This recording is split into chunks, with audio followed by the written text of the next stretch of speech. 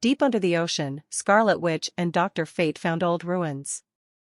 These ruins were from Atlantis, a city lost long ago. Suddenly, the ground shook. Forgotten titans woke up from deep sleep. The huge titans looked angry and ready to fight. Scarlet Witch made glowing red shields to protect them. Dr. Fate used magic to slow the titans down. One titan swung a big arm like a heavy tree branch. The shield broke, but Scarlet Witch quickly made another. Dr. Fate created a bright light to blind the titans. With the titans confused, Scarlet Witch trapped them in magic ropes. Together, they saved the ocean and closed the ruins again.